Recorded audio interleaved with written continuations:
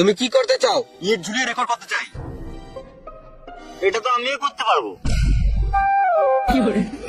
খেপাচোদা, তোমার লুঙ্গিটা তুলে ইয়েটা দেখাতে বলি নয়, তোমার ট্যালেন্ট কি আছে সেটা দেখাও। আমার ট্যালেন্ট তো এখানেই লুকিয়ে আছে। আমাদের এখানে ট্যালেন্ট আছে, দেখাবো? আমাদের ট্যালেন্ট আবার বমি করে।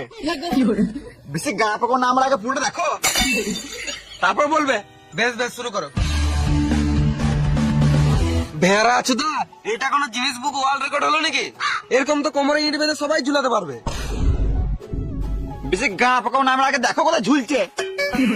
বেশ বেশ, শুরু করো।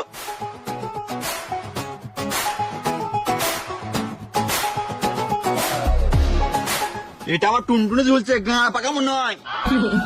মানুষ জিনিস বুকে ওয়ার্ল্ড রেকর্ড করার জন্য কত কিনা করছে। এই তো রেকর্ড করার জন্য টুনটুনি তো ইট ঝুলে নিছে।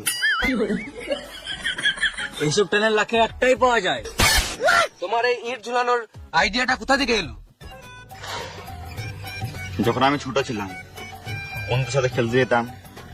আমার টুনটুন ছোট ছেলে বলে বন্ধুরা অনেক লাগাতো।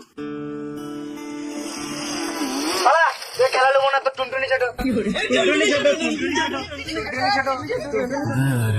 আমার অনেক সেদিন থেকে অনেক খারাপ লাগতো। তারপর আমি সিদ্ধান্ত নিলাম যে আমি টুনটুনি বড় করবো।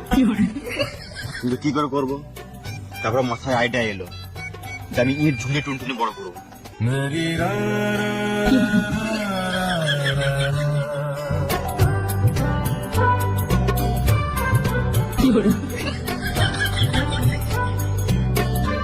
সেদিন থেকে আমি ইট ঝুলতে শুরু করলাম। তারপর আমার টুনটুনি বড় হতে লাগলো।